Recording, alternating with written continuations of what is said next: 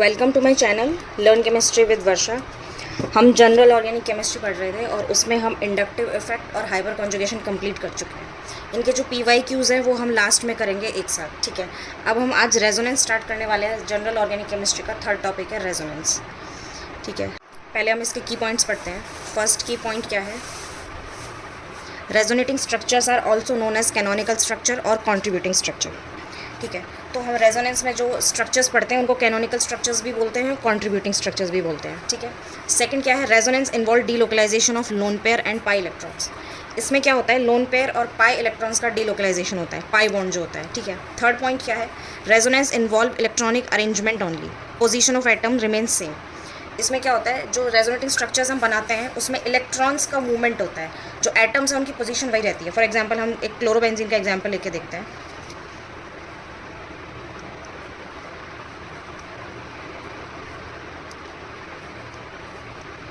जैसे ये है क्लोरोबेंजीन है,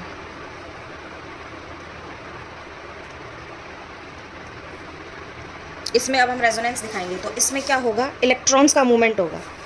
ये दो इलेक्ट्रॉन्स यहाँ पे मूवमेंट करेंगे, उसके बाद ये इलेक्ट्रॉन्स यहाँ पे मूवमेंट करेंगे, ठीक है। तो इसका रेजोनेटिंग स्ट्रक्चर क्या बनेगा?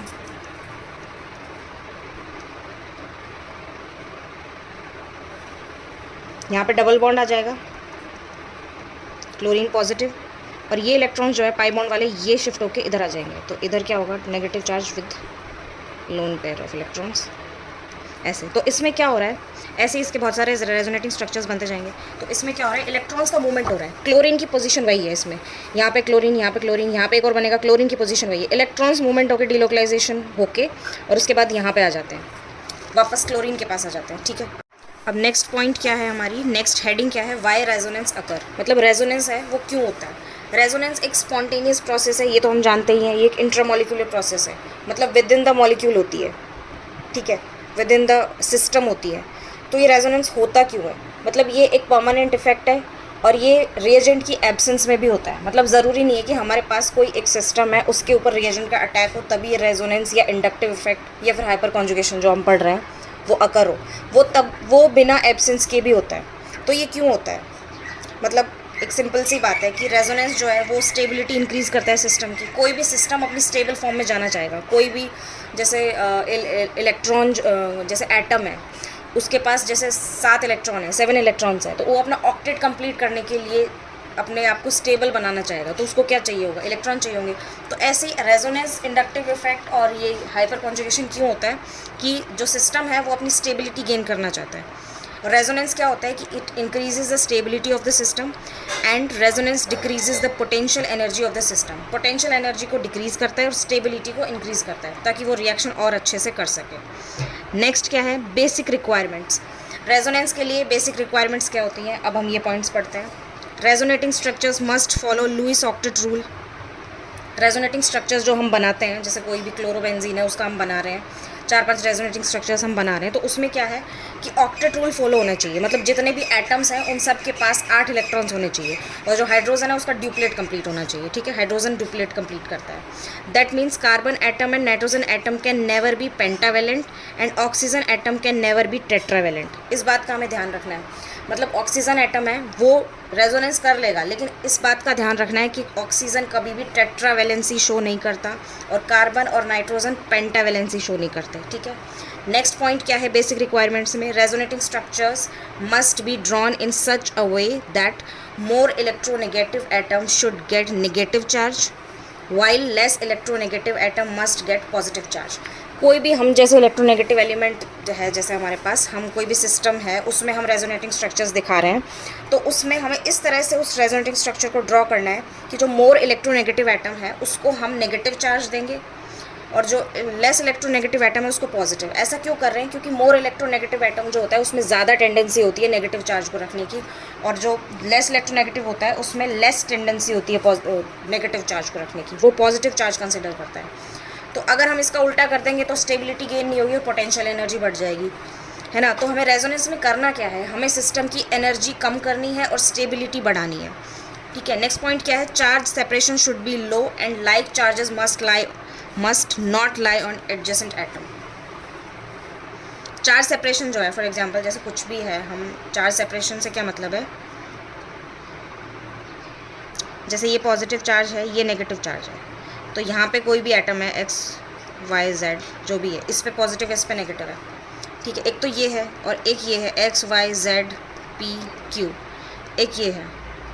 तो कौन सा ज़्यादा स्टेबल होगा, ये वाला ज़्यादा होगा कि जो ये जो चार्जेस हैं ऑपोजिट चार्जेस ये पास होने चाहिए, और जो लाइक चार्जेस है ना अगर इसमें एक्स वाई जेड, ये भी पॉजिटिव है और ये भी पॉजिटिव है, और उसके बाद X Y Z P Q, यहाँ पे पॉजिटिव है यहाँ पे पॉजिटिव है, तो इन दोनों में से कौन सा ज़्यादा स्टेबल होगा, इन दोनों में से ये होगा, क्योंकि लाइक चार्जेस जो हैं वो एक दूसरे को रिपेल करते हैं। नेक्स्ट पॉइंट क्या है, equivalent resonating structures are most stable. Equivalent structures जो है वो नॉन इक्विवेलेंट के कंपैरिजन में ज़्यादा स्टेबल होते हैं। अब इसको हम एग्जाम्पल से समझते हैं।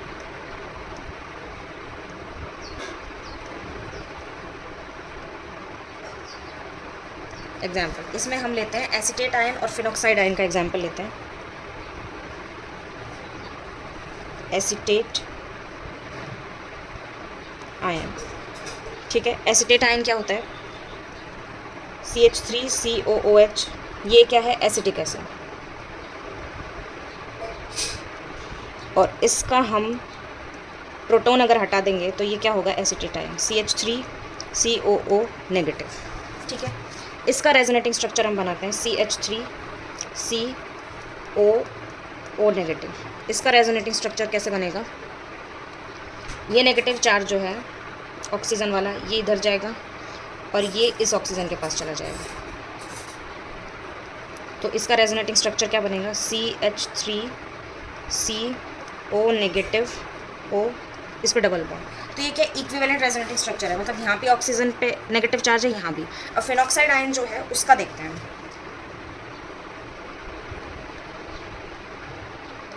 फिनॉक्साइड आयन, इसमें क्या है, फिनॉल लेते हैं हम,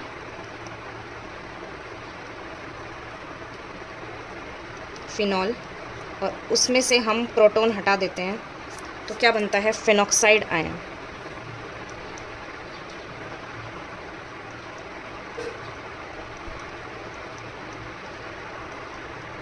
फिनॉक्साइड आयन। अब इसका हम रेजोनेटिंग स्ट्रक्चर बनाते हैं। ये फिनॉक्साइड आयन है, इसमें हम क्या करते हैं, ये ऑक्सीजन से ये इलेक्ट्रॉन इधर जाएगा, ये वाला इधर जाएगा,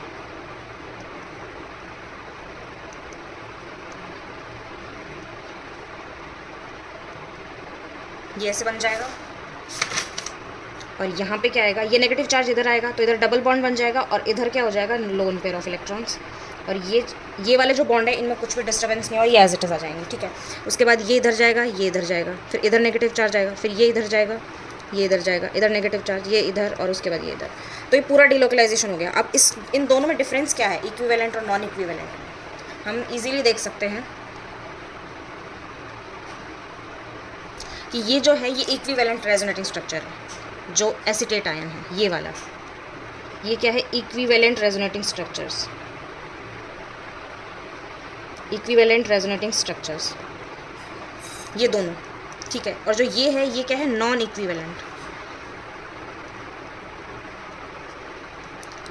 रेजोनेटिंग स्ट्रक्चर्स। नॉन इक्विवेलेंट कैसे है, इसमें जो नेगेटिव चार्ज है वो कार्बन पे भी डिलोकलाइज हो रहा है और ऑक्सीजन पे भी हो रहा है, और इसमें सिर्फ ऑक्सीजन पे हो रहा है, तो ये ज़्यादा स्टेबल है, ठीक है।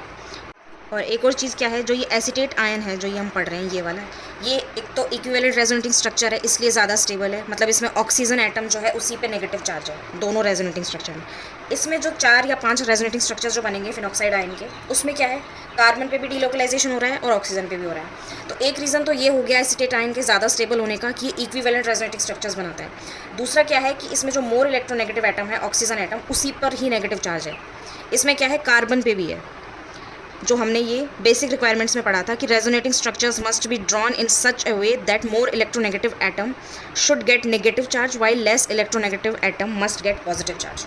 तो इस रूल के अकॉर्डिंग, इस बेसिक रिक्वायरमेंट के अकॉर्डिंग क्या है, फिनॉक्साइड आयन जो है वो स्टेबल तो है, मतलब ये इसका हाइब्रिड जो बनेगा, रेजोनेटिंग हाइब्रिड जो बनेगा वो स्टेबल तो होगा, लेकिन वो एसीटेट आयन है उससे कम स्टेबल होगा। तो हमें मतलब इसमें लिखा है ना इन ड्रॉन इन सच अ वे, मतलब कि हमें पूरी तरह से कोशिश करनी है इन रूल्स को फॉलो करने की। कंप्लीटेड रूल्स फॉलो नहीं हो पाते हैं, कुछ जगह पे जो रेजोनेटिंग स्ट्रक्चर है वो इन रूल को डिक्लाइन भी कर देता है, तो वो रेजोनेटिंग स्ट्रक्चर जो होता है वो बाकी के कंपैरिजन में कम स्टेबल होता है। ठीक है, अब नेक्स्ट पॉइंट क्या है, जो सिस्टम है, system must be in conjugation, मतलब सिस्टम जिसका भी हम रेजोनेटिंग स्ट्रक्चर दिखा रहे हैं, डीलोकलाइजेशन दिखा रहे हैं, वो कॉन्जुगेशन में होना चाहिए, तभी तो वो रेजोनेटिंग स्ट्रक्चर बनेगा। फॉर एग्जांपल कॉन्जुगेशन क्या होता है, जैसे ये है double single double single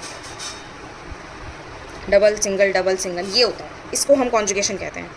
next क्या है, possible arrangements of resonance, resonance किन किन में हो सकता है, इनके पॉसिबल अरेंजमेंट्स हम देखते हैं। फर्स्ट पॉइंट क्या है, resonance in double bond and negative charge. Resonance जो है वो डबल बॉन्ड, मतलब इसको हम क्या बोल सकते हैं, पाई बॉन्ड, और नेगेटिव चार्ज के बीच में हो सकता है। ये एलाइलिक कार्बोकैटायन है, कार्बन आयन है, सॉरी, एलाइलिक कार्ब एनायन। इसमें क्या है, डबल बॉन्ड और नेगेटिव चार्ज के बीच में रेजोनेंस दिखा रहा है। तो मूवमेंट ऑफ इलेक्ट्रॉन्स कहाँ से होगा, यहाँ से, ये दोनों इलेक्ट्रॉन्स यहाँ मूवमेंट करेंगे, ये नेगेटिव चार्ज यहाँ आ जाएगा, तो यहाँ पर डबल बॉन्ड आ जाएगा और यहाँ पे नेगेटिव चार्ज। नेक्स्ट क्या है, resonance in between double bond and positive charge. इसमें क्या है, ये डबल बॉन्ड है, पाई बॉन्ड है, ये इसके और पॉजिटिव चार्ज के बीच में रेजोनेंस हो रहा है, ये कार्बोकैटायन है। इसमें यहाँ से मूवमेंट क्यों नहीं हो रहा है, क्योंकि यहाँ पे इलेक्ट्रॉन की डेफिशिएंसी है और यहाँ पे इलेक्ट्रॉन है, तो मूवमेंट यहाँ से होगा। ठीक है, इसका एक और एग्जांपल हम क्या ले सकते हैं, बेंजाइलिक कार्बोकैटायन, बेंजाइलिक कार्बोकैटायन। इसमें क्या हो रहा है, ये डबल बॉन्ड से यहाँ पे मूवमेंट हो रहा है इलेक्ट्रॉन का, उसके बाद यहाँ पॉजिटिव चार्ज आ गया, उसके बाद यहाँ से मूवमेंट हुआ तो यहाँ पॉजिटिव चार्ज आया, उसके बाद यहाँ मूवमेंट होगा, यहाँ ये इलेक्ट्रॉन यहाँ से यहाँ जाएगा तो यहाँ पे डबल बॉन्ड बनेगा और यहाँ पॉजिटिव चार्ज। ऐसे क्या होगा, ये रेजोनेंस हाइब्रिड बन जाएगा। तो इसका रेजोनेंस हाइब्रिड क्या बनेगा, इसका रेजोनेंस हाइब्रिड बनेगा ये ऐसे, यहाँ पे रेजोनेंस हाइब्रिड के लिए हम ये ट्रिपल लाइन ऐसे दिखाते हैं। ठीक है, तो ये क्या होगा, CH2, और ये कम्प्लीटली यहाँ पे पॉजिटिव चार्ज मूवमेंट कर रहा है।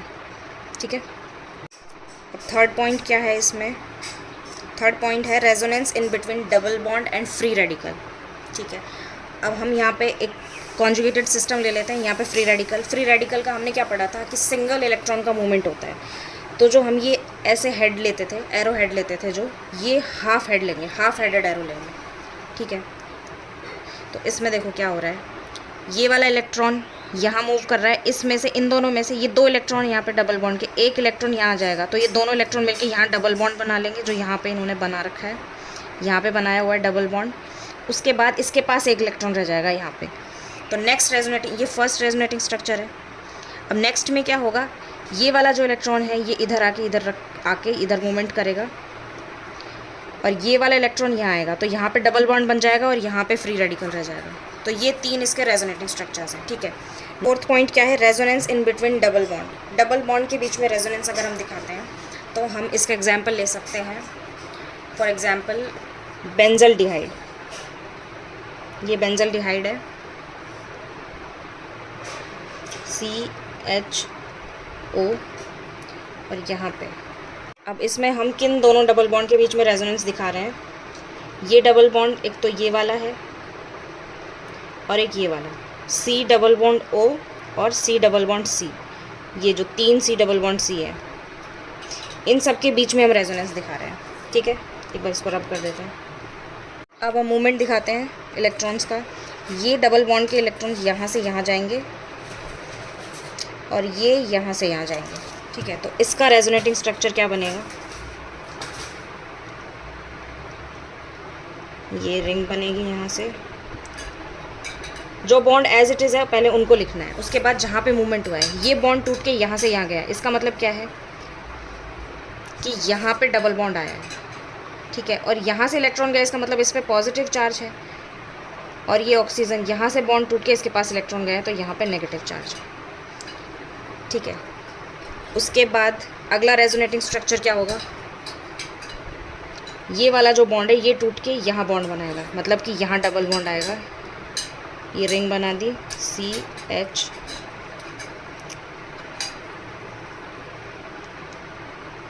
O नेगेटिव और ये बॉन्ड एज इट इज़ है। इसमें क्या हुआ है, ये वाला बॉन्ड टूट के इधर गया, इसका मतलब यहाँ पे डबल बॉन्ड है और यहाँ पे पॉजिटिव चार्ज है। नेक्स्ट रेजोनेटिंग स्ट्रक्चर बनाते हैं हम। इसमें क्या बनेगा, ये इधर आएगा, ये वाला इलेक्ट्रॉन का मूवमेंट, इस पाई बॉन्ड के इलेक्ट्रॉन्स का मूवमेंट इधर होगा। अब ये बनाते हैं हम CH, इनमें तो कोई चेंज नहीं हुआ, ये एज इट इज़ है। ये यहाँ पे आया, यहाँ पे डबल बॉन्ड, ये एज इट इज़ है और यहाँ पे पॉजिटिव चार्ज। नेक्स्ट क्या होगा, ये वाला जो इलेक्ट्रॉन है कार्बन वाला, ये वापस इधर आएगा, उसके बाद फिर यहाँ पे डबल बॉन्ड था, ये इलेक्ट्रॉन यहाँ आ जाएगा। नेक्स्ट अब इनका रेजोनेंस हाइब्रिड क्या बनेगा, ये रिंग बनेगी यहाँ पे, ये डबल बॉन्ड यहाँ आ गया, यहाँ यहाँ और CHO, ये एज इट इज़ है, यहाँ पे C डबल बॉन्ड O वापस बन गया। तो इसमें क्या हुआ है, मूवमेंट ऑफ इलेक्ट्रॉन्स हुआ है, अरेंजमेंट ऑफ एटम्स वही है। इसमें जो डबल बॉन्ड ऐसे थे बेंजीन के, वो इस फॉर्म में आ गए हैं, यहाँ पे था, ये यहाँ पे आ गया, तो मतलब इनका मूवमेंट हुआ है इलेक्ट्रॉन्स का। ठीक है, पॉसिबल अरेंजमेंट्स जो है उसमें नेक्स्ट एग्जाम्पल क्या है हमारा, नेक्स्ट पॉइंट क्या है, resonance in between loan pair and positive charge. इसमें क्या है, हम सब्सटीट्यूटेड कार्बोकेटाइन ले सकते हैं। इसमें देखो, ये लोन पेयर और ये पॉजिटिव चार्ज, इन दोनों के बीच में रेजोनेंस दिखा रहे हैं। ये लोन पेयर यहाँ जाएगा, यहाँ पे डबल बॉन्ड बनाएगा और इसके पास पॉजिटिव चार्ज आ जाएगा। इसका एक और एग्जाम्पल हम क्या ले सकते हैं, एक और एग्जाम्पल हो सकता है इसका CH3O CH2 पॉजिटिव, इस पे लोन पेयर है, इसका लोन पेयर इधर आएगा, उसके बाद ये जो लोन पेयर है इससे डबल बॉन्ड बन जाएगा, CH3 पॉजिटिव और CH2। अब ये दो सब्सटीट्यूटेड कार्बोकेटाइन जो हमने पढ़े हैं, ये भी सब्सटीट्यूटेड है, ये भी सब्सटीट्यूटेड है, सब्सटीट्यूटेड कार्बोकेटाइन। अब अगर इन दोनों में अगर हम कंपैरिजन करें तो कौन सा वाला ज़्यादा स्टेबल होगा, तो हम कह सकते हैं कि नाइट्रोजन वाला जो है वो ज़्यादा स्टेबल है। वो किस लिए है, क्योंकि इसमें क्या है, जो पॉजिटिव चार्ज है, हम इसका जो रेजोनेटिंग स्ट्रक्चर बना रहे हैं उसमें पॉजिटिव चार्ज जो है वो नाइट्रोजन पे है, इसमें ऑक्सीजन पे है। अब नाइट्रोजन और ऑक्सीजन में ऑक्सीजन ज़्यादा इलेक्ट्रोनेगेटिव होता है, तो इसमें क्या होगा कि नाइट्रोजन जो है वो फिर भी एक टेंडेंसी रखेगा पॉजिटिव चार्ज रखने की। वैसे तो ये इलेक्ट्रोनेगेटिव एटम है, कार्बन से ज़्यादा इलेक्ट्रोनेगेटिव है, लेकिन ऑक्सीजन से कम है, तो ये फिर भी थोड़ी बहुत टेंडेंसी रखेगा पॉजिटिव चार्ज रखने की। लेकिन ऑक्सीजन की टेंडेंसी बहुत नेग्लिजिबल होती है पॉजिटिव चार्ज रखने की, ये नेगेटिव चार्ज ही ज़्यादा एक्सेप्ट करता है। ठीक है, तो ये हमारा ये 3-4 पॉइंट्स हो गए।